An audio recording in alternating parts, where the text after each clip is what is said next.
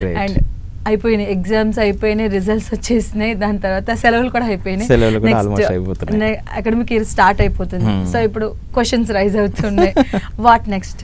దాంట్లో మళ్ళీ hostel very very important. చాలా మంది ఆలోచించేది ఇంటర్కి వస్తే పిల్లలు ఇంటర్ ఉంటే చదవరు, ఎంసెట్ రాయాలి, లాంగ్ టైమ్ కోచింగ్ తీసుకోవాలి, థాట్స్ అన్ని వస్తే ఫస్ట్ అందరూ హాస్టల్లో పడేద్దాం. సో ఇది ఫస్ట్ రైజ్ అయ్యేది. సో హాస్టల్ అనేది ఎంతవరకు ఇంపార్టెంట్, అసలు అవసరమా, ఎలా ఉండాలి? చాలా ఎక్కువ మంది పేరెంట్స్కి అవసరమైనటువంటి ప్రశ్న అండి ఇది. యూజీ పీజీలో హాస్టల్ అనేటువంటిది వేరే, సో అది కామన్, ఎందుకంటే అవి ఒక చోటే ఉంటాయి కాబట్టి, ప్రతి చోట ఉండవు కాబట్టి. సో మరి ఇక్కడ 12th ముందు లేదా 12th వరకు హాస్టల్లో వేయాలి అంటే అసలు మీరు హాస్టల్లో ఎందుకు వేయాలనుకుంటున్నారు? ఆ పిల్లలకి మరింత ఫోకస్ పెంచాలనుకుంటున్నారా? మంచి ఎడ్యుకేషన్ ఇవ్వాలనే ఉద్దేశంతో వేస్తున్నారా? లేదు అలాంటి సదుపాయాలు మీ దగ్గరలో ఉన్నటువంటి ప్లేసెస్లో దొరకవు అని వేస్తున్నారా? లేదా దొరికినా ఇంట్లో మేము పిల్లల్ని భరించలేక హాస్టల్లో వేయాల్సి వస్తుంది అని అనుకుంటున్నారా? ఫస్ట్ పేరెంట్స్ వీటికి సమాధానాలు చెప్పుకోవాల్సినటువంటి అవసరం ఉందండి. ఆన్సర్ చేసుకోవాలి.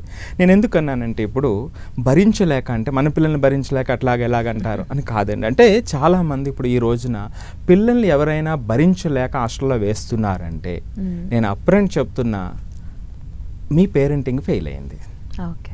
మన పిల్లల్ని మనం భరించలేకపోతే, మన పిల్లల్లో మార్పుని మనం ఆస్వాదించలేకపోతే, మనం గుర్తించలేకపోతే ఎవరు హాస్టల్లో ఎందుకు గుర్తిస్తారండి? So this is first point అండి. సెకండ్ పాయింట్కి వచ్చేటప్పుడు మీరు అడిగిన ప్రశ్నకి అసలు హాస్టల్లో జాయిన్ చేయాలి, ఎందుకు జాయిన్ చేయాలి? చాలామంది మంచిగా చదువు చెప్తారు, లేదా మంచి చదువు వస్తుంది అంటారు. నేనేమంటానంటే ఒక మనిషి ఎదిగేటువంటి క్రమంలో నేను ఇందాక చెప్పినట్టుగా 12 years బిఫోర్ హాస్టల్లో వేస్తున్నాము అంటే ఈ మైండ్ ఒక పునాదిని ఏర్పరచుకునేటువంటి ఫార్మల్ ఇయర్స్ అండి ఇవి. సో ఈ 16 to up to 18 years. So ఇక్కడ ఈ ఫార్మల్ ఇయర్స్లో ఎంత మైండ్ని స్ట్రాంగ్ చేసామో, ఎంత సరైన దిశలో మనం దాన్ని డిజైన్ చేస్తున్నాము, దాన్ని స్ట్రెంథన్ చేస్తున్నాం అనేటువంటిది చాలా important. Not just marks, not just degrees.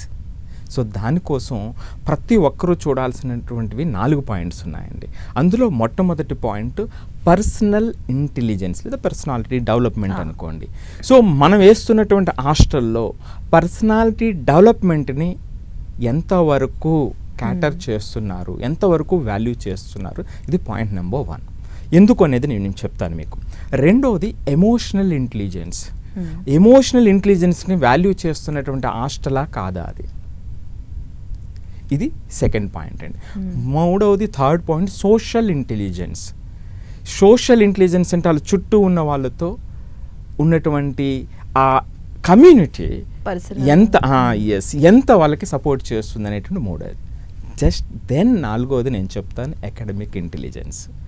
First 3 మీరు సెట్ చేయగలిగితేనే అకాడమిక్ ఇంటెలిజెన్స్లో వచ్చినటువంటి మార్కులు, ర్యాంకులు, డిగ్రీలు జీవితాంతం వాటికి వాల్యూ ఉంటుందండి. ఇవి సెట్ చేయకుండా వీటి కోసం ప్రాకులాడితే ఆ హాస్టల్లో అయిపోయిన తర్వాత ఆ పేరెంట్స్కి ఒక బిటర్ ఎక్స్పీరియన్సెస్ ఇస్తుంది. సో మరి వీటిలో మొట్టమొదటిగా పర్సనాలిటీ ఇంటెలిజెన్స్ పర్సనాలిటీ డెవలప్మెంట్ గురించి మనం చూసినప్పుడు అసలు అక్కడ మనం అంటే ఆ హాస్టల్ వాతావరణం పర్సనాలిటీ డెవలప్మెంట్ని ఎట్లా ఇస్తుంది? ఎక్కడైనా మధు గారు తల్లి ప్రేమ అనండి, దాన్ని ఎవరు రీప్లేస్ చేయలేం. మనం 1 లక్ష ఎక్స్ట్రా కట్టాము, ఎంతో సాఫిస్టికేటెడ్ హాస్టల్లో పెట్టినా సరే తల్లి తండ్రి ప్రేమ అనేటువంటిది రీప్లేస్మెంట్ ఉండదు. కానీ ఇక్కడ హాస్టల్లో తప్పనిసరి పరిస్థితుల్లో హాస్టల్లో వేసినప్పుడు అట్లాగే మన దగ్గర ఉన్నటువంటి ఇంట్లో ఉన్నటువంటి సౌకర్యాలకి హాస్టల్లో ఉన్నటువంటి సౌకర్యాలకి డిఫరెన్స్ ఉంటుంది. సో దానివల్ల ఏమవుతుందంటే అండి వాళ్ళకి ఒక అడాప్టబిలిటీ పెరుగుతుంది. సో ఇక్కడ తల్లిని వెంటనే అడిగి లేదా తండ్రిని అడిగి ఫ్రీడమ్ అనేటువంటిది ఉంటుంది. సో అక్కడ మీరు అడిగిన వెంటనే సౌకర్యాలు రావు, పేషెన్స్ వస్తుంది, పర్సనాలిటీ డెవలప్మెంట్ జరగటానికి ఉన్నటువంటి అడాప్టబిలిటీ వస్తుంది, అక్కడ పేషెన్స్ వస్తుంది. సో ఈ విధంగా మనం అక్కడ ఉన్నటువంటి పరిస్థితుల ప్రకారం వాళ్ళలో ఒక మార్పు అంటే ఆ ఫ్లెక్సిబిలిటీ మొదలవుతుంది. సో ఎప్పుడైతే ఫ్లెక్సిబిలిటీ మొదలైందో ఆటోమేటిక్గా వాళ్ళు అప్పటి వరకు ఉన్నటువంటి అవకాశాలని రావాల్సినటువంటి అవకాశాలని బేరీజ్ వేసుకుని వాళ్ళంతటా వాళ్ళు ఆలోచించేటువంటి అవకాశం వస్తుందండి. ఇక తర్వాత విషయానికి వచ్చేటప్పటికి ఒక చాలా లిమిటెడ్ అమౌంట్ ఉంటుంది. ఇంటి దగ్గర అయితే ఎంతైనా అడగచ్చు, ఎప్పుడైనా అడగచ్చు. సో ఒక లిమిటెడ్ అమౌంట్తో వాళ్ళు ప్రయాణం మొదలు పెట్టేటప్పుడు ఆ బడ్జెటింగ్ వస్తుంది. సో ఈ విధంగా ఆ పర్సనాలిటీ డెవలప్మెంట్కి ఒక పునాది పడాలి. సో అది ఫస్ట్ పాయింట్ అండి. అట్లాంటి వాతావరణం ఆ హాస్టల్ క్యాటర్ చేయకపోతే ఫస్ట్ 25%లో ఆ హాస్టల్ ఫెయిల్ అయ్యిందని నేను చెప్తున్నా. రెండవది ఎమోషనల్ ఇంటెలిజెన్స్ అండి. ఎమోషనల్ ఇంటెలిజెన్స్ నిన్నటి వరకు ధైర్యంగా ఇంటి దగ్గర ఏ టైంకి లేచినా పర్వాలేదు, ఎట్లా చేసినా పర్వాలేదు. సో కానీ ఇక్కడికి వచ్చేటప్పటికి ఏమవుతుందంటే అక్కడ ఒక షెడ్యూల్ ఉంటుంది, ఆ షెడ్యూల్ ప్రకారం వెళ్ళవలసినటువంటి అవసరం ఉంటుంది. సో ఇక్కడ ఒక సెల్ఫ్ అవేర్నెస్ పెరుగుతుంది. సో మనం ఒంటరిగా మొదలు పెడుతున్నాం కాబట్టి ఒక సెల్ఫ్ అవేర్నెస్ పెరుగుతుంది. సో అక్కడ ఒక ఇండిపెండెన్స్ డెవలప్ అయ్యేటువంటి అవకాశం ఉంటుంది. సో అలాగే పీర్ గ్రూప్లో వచ్చేటువంటి సమస్యలు, ఆ అడ్జస్ట్మెంట్లో వచ్చినటువంటి డిఫికల్టీస్ సరిగ్గా అర్థం చేసుకొని సరిగ్గా క్యాటర్ చేయటం ఈ పిల్లల్లో మొదలవ్వటానికి పునాది పడుతుంది. అవే తర్వాత మధుర జ్ఞాపకాల కింద మిగులుతాయండి. సో లీడర్షిప్ క్వాలిటీస్ కూడా దీనికి యాడ్ అవుతాయండి. సో అట్లాగే ఎమోషనల్ ఇంటెలిజెన్స్కి సంబంధించినటువంటి రెండో అంశం. ఇక మూడో విషయానికి వచ్చేటప్పటికండి సోషల్ ఇంటెలిజెన్స్. మరి చుట్టుపక్కల ఉన్న వాళ్ళతో ఎలా మసులుకోవాలి, ఎట్లా అక్కడ అడ్జస్ట్ అవుతూ ముందుకెళ్ళాలి. అందరూ రూమ్లో 3-4 ఉంటే డిఫరెంట్ మైండ్ సెట్స్ ఉంటాయి.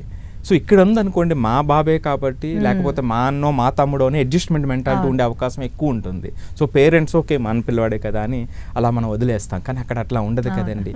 సో వీళ్ళు ఇలాంటి డిఫరెంట్ పీపుల్ని 100 ఆఫ్ ద పీపుల్ ఉంటారు, 50 పీపుల్ ఉంటారు, 2000 ఉంటారు. So different kind of mind set అనేది ఒకటి వాళ్ళకి they can study అన్నమాట. Different mind set public different.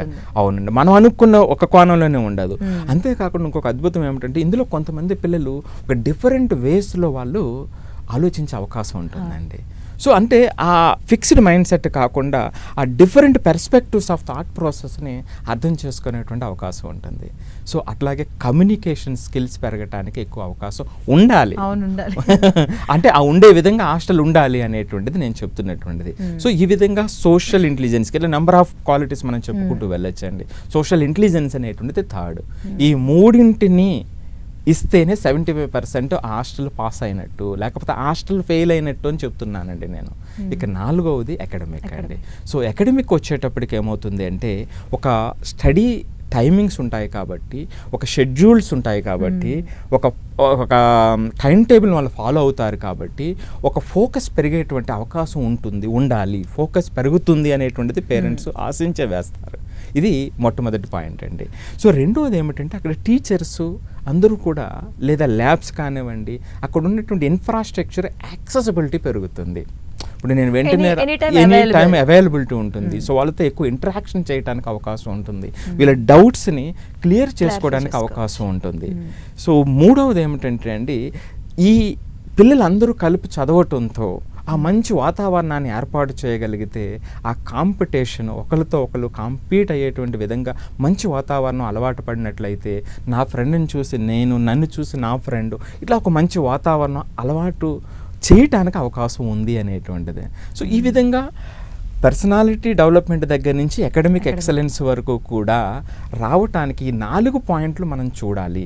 So ఎవరైనా సరే హాస్టల్లో జాయిన్ చేసినప్పుడు ఏదో జేఈకి జాయిన్ చేసేసామో, లేదా నీట్ కోసం జాయిన్ చేసేసామో, లేకపోతే వాళ్ళు ఏదో పెద్ద మార్కెటింగ్ అడ్వర్టైజ్మెంట్లు ఇచ్చారు కాబట్టి నేనేదో మిస్ అయిపోతున్నానని జాయిన్ చేస్తే పిల్లలు ఆ తరువాత చాలా బాధపడేటువంటి అవకాశం ఉంటుంది. సో మరొక్కసారి నేను ఎంఫసైజ్ చేస్తున్నా, మొట్టమొదటిగా ఈ 4 పాయింట్లు చూసి అక్కడ ఉన్నటువంటి హాస్టల్ మీ పారామీటర్స్కి పాస్ అయితేనే వెయ్యండి. లేదు అంటే ఆ పిల్లలు మన దగ్గర ఉంటే ఉత్తమం తప్ప అక్కడ ఉంటే ఉత్తమం కాదు అనేటువంటిది నేను చెప్తున్నటువంటి పాయింట్ అండి.